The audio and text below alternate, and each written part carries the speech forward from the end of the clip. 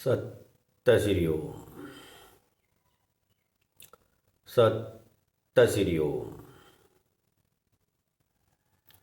सभी पुण्य आत्माओं को दास का नमस्कार। हे पुण्य आत्माओं, आज के सत्संग संवाद में हम आपके सामने एक विशेष चर्चा करने वाले हैं। आज का संवाद बहुत ही महत्वपूर्ण होने वाला है। प्रत्येक साधक के मन में प्रारंभ में बहुत हलचल होती है, भेद होता है, असमानता होती है, चंचलता होती है मन में। तो किस प्रकार उसके लिए वह भेद, भिन्नता, चंचलता लाभदायक है अथवा हानि है। अनेक विचारों के बीच में, अनेक मतों के बीच में किस प्रकार सामंजस्य बैठा करके व्यक्ति अपने जीवन को सुदृढ़ और मजबूत बना सकता है। चाहे वह भौतिक क्षेत्र हो, चाहे भक्ति क्षेत्र हो, चाहे फिर आध्यात्मिक हो, तीनों ही क्षेत्रों में लगा हुआ मनुष्य किस प्रकार उन्नति को प्राप्त कर सकता है, वह अपने आप को भ्रम से कैसे बचाए। विभिन्न मतों के बीच में, विभिन्न विचारों के बीच में वह क्या करे और क्या ना करे, उलझन में पड़ जाता है। तो आज का सत्संग संवाद का विषय होगा, एक को साधे सब सदे और सब साधे सब जाए। हमें एक ही विचार, एक ही देव और एक ही आजीविका का साधन अपनाना चाहिए, यदि हम उस क्षेत्र में शिखर पर पहुंचना चाहते हैं। तो लक्ष्य एक होना चाहिए। जब लक्ष्य अनेक हो जाते हैं तो व्यक्ति भ्रमित हो जाता है और उन्नति नहीं कर पाता है। हे पुण्य आत्माओं, एक को साधने से ही लक्ष्य की प्राप्ति होती है। दो नावों पर सवार व्यक्ति कभी भी सागर पार नहीं कर सकता, अधर में डूब जाता है। इसलिए किसी भी क्षेत्र में आप कार्य कर रहे हैं, आपका कोई भी लक्ष्य है, वह दृढ़ होना चाहिए और सिर्फ केवल एक होना चाहिए।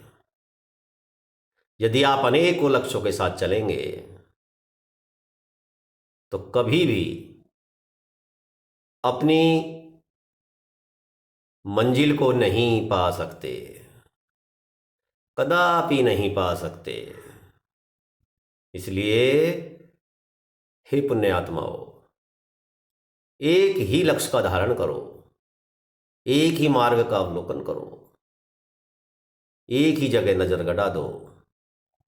बन जाओ तुम अर्जुन, जिसको मछली नहीं, मछली की आंख नजर आती है। संपूर्ण मछली देखने से कभी भी अर्जुन अपने लक्ष्य को नहीं भेद पाता।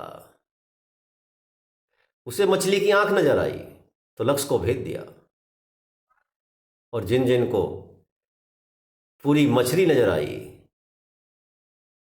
वो हार गए।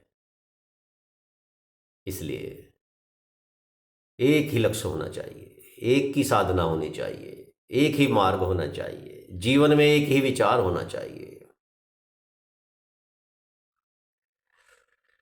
उस पर तुम यश, कीर्ति, समृद्धि सब कुछ पा सकते हो, अन्यथा नहीं।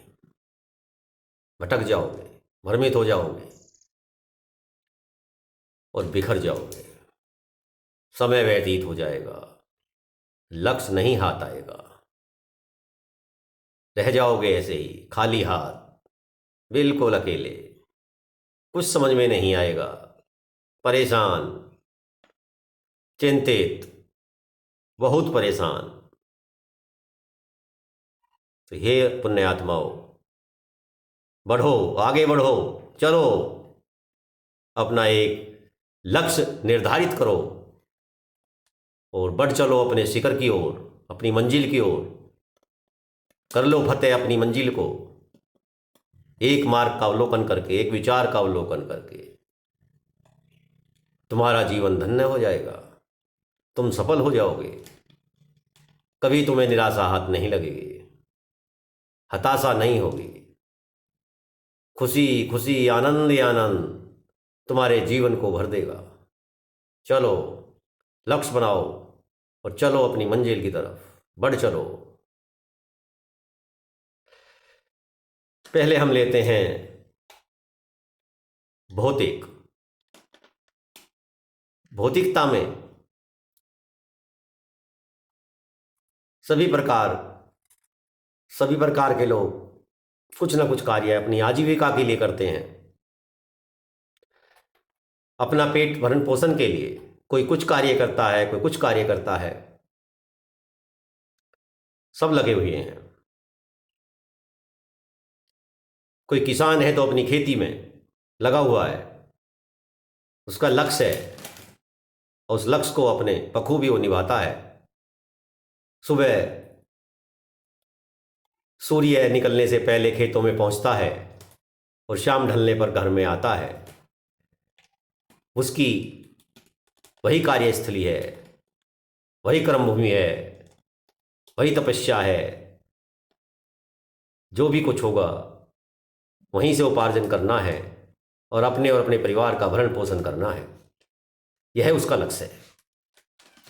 कोई इंजीनियर है तो अपनी सुबह अपनी नौकरी पे जाता है, अपने ऑफिस जाता है और अपने कार्य को करता है। डॉक्टर है तो वह अपने कार्य को करता है। जिनके एक निश्चित आजीविका हो गई है, नियमबद्ध तरीके से वो चल रहे हैं। लेकिन कभी कभी ऐसा होता है, किसी मनुष्य की निश्चित आजीविका नहीं होती है, कोई साधन नहीं होता है, तो वह चारों तरफ को भागता है। वह नहीं समझ पाता है कि क्या करे। वह सोचता है कि इधर से भी कुछ कर लूं, इधर से भी कुछ कर लूं, उधर को भी भाग लूं, उधर को भी भाग लूं, और वो कहीं भी कार्य सफल नहीं हो पाता है। वह कहीं भी कामयाबी की डगर नहीं भर पाता है।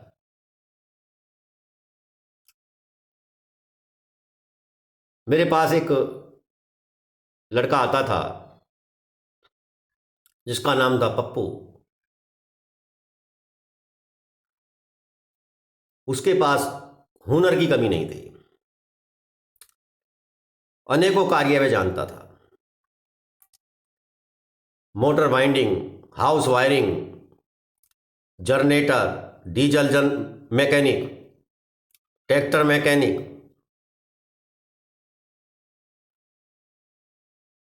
कुछ भी कार्य करा लो, सबकी नॉलेज थी। वो कभी कुछ करता था, कभी कुछ करता था, लेकिन पेट भरने के लिए उसके लाले पड़े रहे, कभी उसकी पूर्ति नहीं पड़ी। मैंने कई बार उसको समझाया कि अपने जीवन के लक्ष्य किसी एक कार्य को बना लो। तुम्हारे उस कार्य के नाम से सब लोग जाने लगेंगे, जान जाएंगे कि फला व्यक्ति फला कार्य करता है, उसको बुला लो। तुम्हारा कार्य बढ़ेगा, आमदनी बढ़ेगी और तुम शांति से अपने परिवार का भरण पोषण कर सकते हो। लेकिन वह मानता ही नहीं था। कभी कुछ, वो जो काम मिल गया सो कर लिया। अपनी छवि को बनाने में वह नाकामयाब रहा। अब लोग उसे जाने तो कौन से मिस्त्री के रूप में जाने। उसका हाल आज भी इसी प्रकार का है। अभी कुछ दिन पहले उससे फोन से बात हुई थी, तो भी उसकी पत्नी इसी तरह की बात आज भी कर रही थी, जिस तरह का हालात उसकी 15 साल पहले जब मेरे पास आता था तब थी।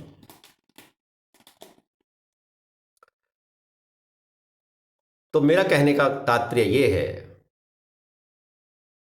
कि यार, यदि आप ट्रैक्टर मैकेनिक हैं तो ट्रैक्टर का ही कार्य आगे बढ़ाएं।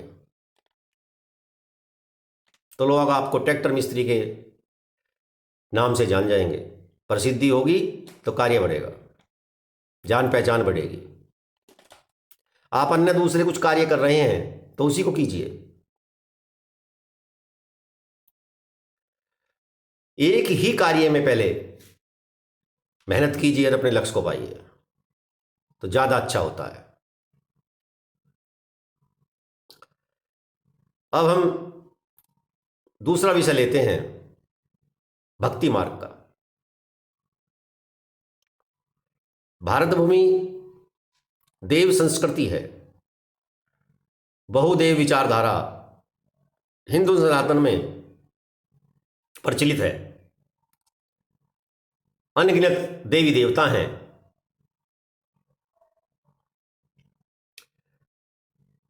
तो साधक किसको जपे और किसको छोड़े, किसकी साधना करे, किसकी नहीं करे, कौन अच्छा है कौन बुरा है, इस तालमेल को नहीं बैठा पाता है और वो भ्रमित ही रहता है। इस भ्रम में कभी भी वह सिद्धि को प्राप्त नहीं होता और सदैव इधर से उधर, इस मंदिर उस मंदिर, इस देवता उस देवता की पूजा अर्चना में लगा रहता है।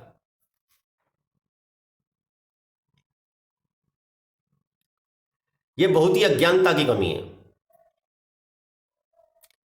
इस अज्ञानता को समझना चाहिए और मन में एक बात बैठा लेनी चाहिए कि जितने भी देव हैं सभी एक परमपिता परमात्मा के मूर्तिमान हैं।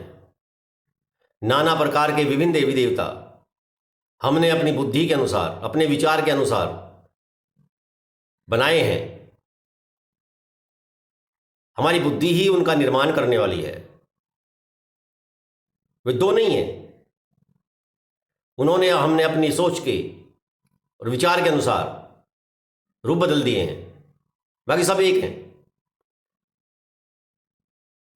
ब्रह्मा विष्णु से अलग नहीं है, विष्णु ब्रह्मा से अलग नहीं है, विष्णु शिव से अलग नहीं है, शिव विष्णु से अलग नहीं है।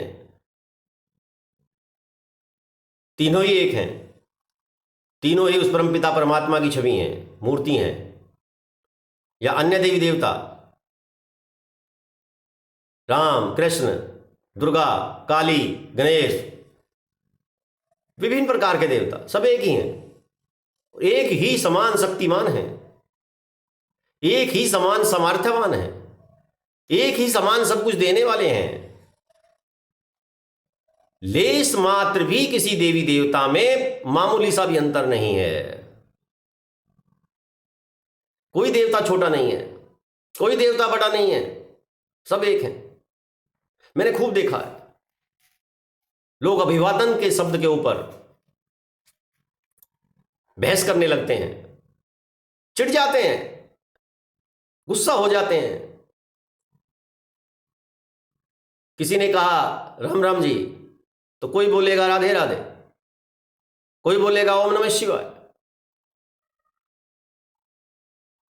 भाई इसमें क्या है? ये अभिवादन का, जब दो मनुष्य मिलते हैं तो अभिवादन करते हैं, ये भारतीय संस्कृति है।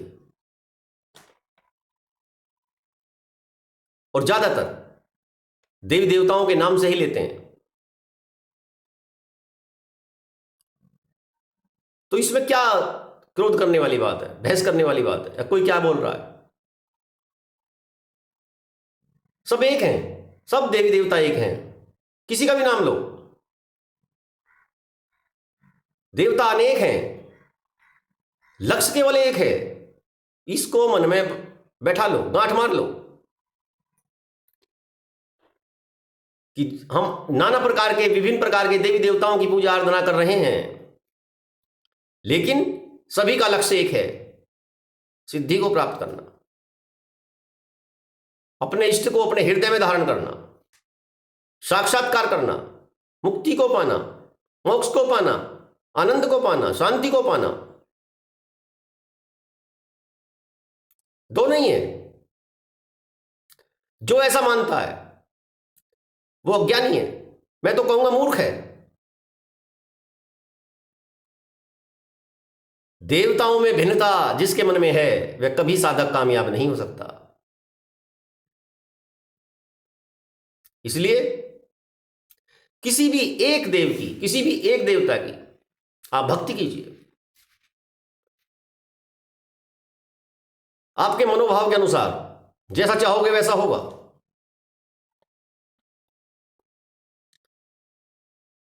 भेदभाव, असमानता त्याग दो। अफसोस होता है जब तुम देवी देवताओं में असमानता करते हो, भिन्नता करते हो, तो मनुष्य मनुष्य में भिन्नता क्यों ना करोगे? तुम देवताओं को बख्शने वाले नहीं हो, देवताओं में तुम भेद कर रहे हो, तो मनुष्य मनुष्य में भेद क्यों नहीं करोगे?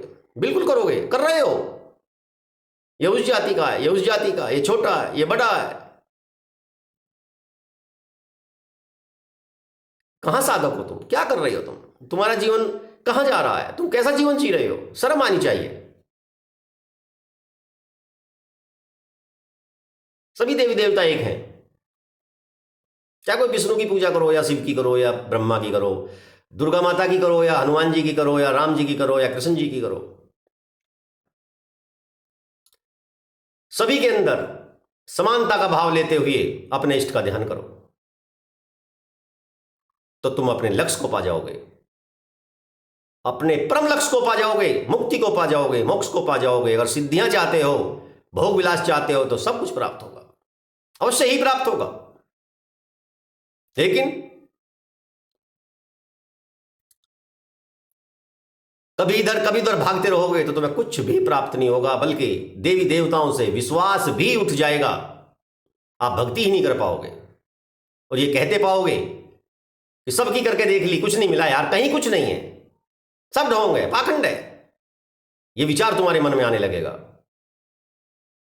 लेकिन कहीं है या नहीं है, ये तुमने सिद्ध ही नहीं किया, तुम उस रास्ते पे चले ही नहीं। ये सिद्ध करता कि वह परमपिता परमात्मा है, लेकिन तुम सिस्टम से, नीति से, नियम से उस रास्ते पर चले ही नहीं, तो कैसे सिद्ध करते कि है? तुम गलत नीति से चले, गलत सोच से चले, तो हार गए। तो हे पुण्यात्मा हो, एक को साधो, एक को साधो, सिर्फ एक को साधो, एक को मानो, एक को जानो, एक को पहचानो। वह उस एक में ही समावेश है सबका, सभी उसके अंदर आ जाएंगे, कोई भिन्न नहीं है।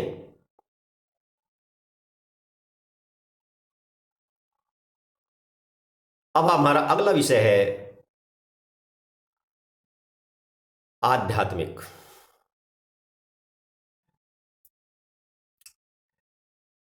भौतिकता में कमोवेश एक को साधना आसान है,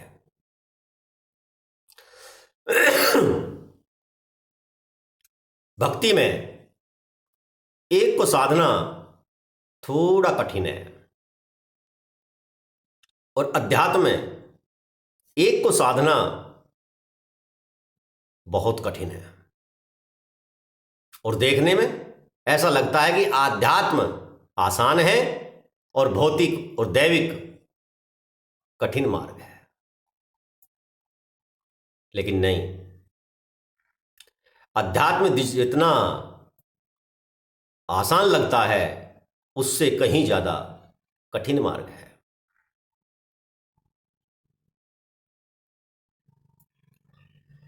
अध्यात्म में भी मनुष्य बंधन पाल लेता है, एक को छोड़ करके दूसरे को पकड़ लेता है। अध्यात्म में जिस प्रकार भौतिकता में अनेकों आजीविका मार्ग हैं, जिस प्रकार भक्ति मार्ग में अनेकों देवी देवता हैं, उसी प्रकार आध्यात्मिकता में भी अनेकों मतांतर हैं, विचार हैं, मार्ग हैं।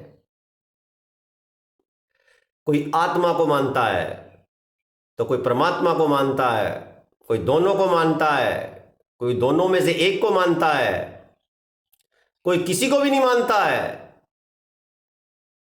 कोई आत्मा को ही परमात्मा मानता है, कोई परमात्मा को आत्मा से भिन्न मानता है, कोई आत्मा को परमात्मा का अंश मानता है। कितने विचार हैं। और कालांतर में, वर्तमान में तो गुरु ही भगवान है। बस गुरु की शरण में आ जाओ, तुम्हारी मोक्ष मुक्ति सब कुछ हो जाएगी। कोई ऐसा मानता है। देहधारी गुरु ही भगवान है, परमात्मा है। उनके सामने ना कोई माता है ना कोई पिता है। विभिन्न प्रकार के तर्क देते हैं, कहानियां सुनाते हैं, समझाने की कोशिश करते हैं कि माता पिता से श्रेष्ठ गुरु है। मत है अपना।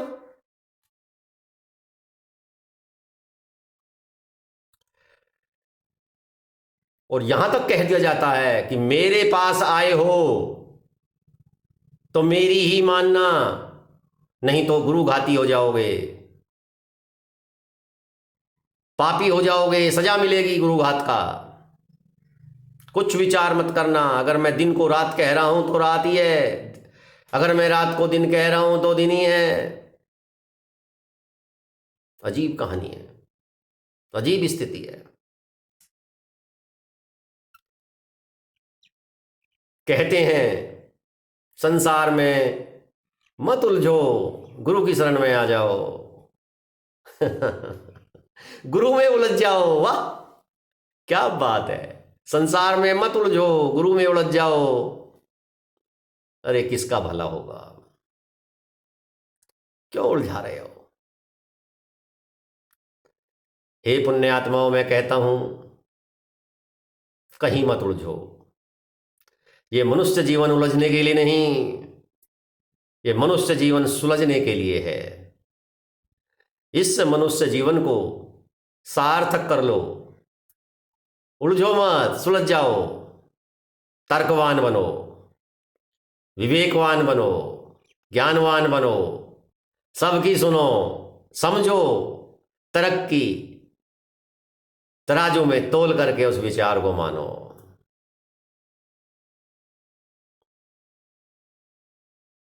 गुरु भगवान नहीं है, भगवान से कम भी नहीं है।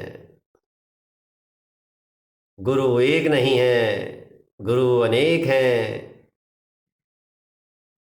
मेरी बात मान लो।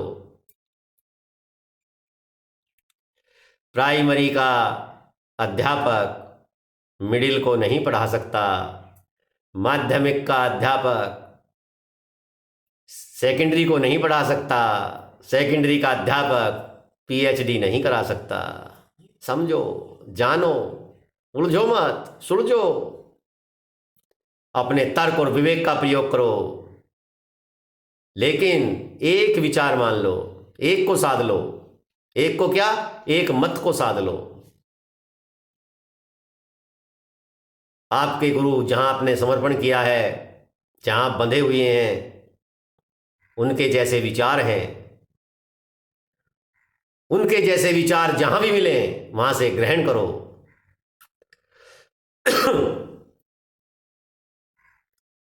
खूब ग्रहण करो, कोई पाबंदी नहीं है, कोई आपत्ति नहीं है, मुझे तो बिल्कुल भी नहीं है।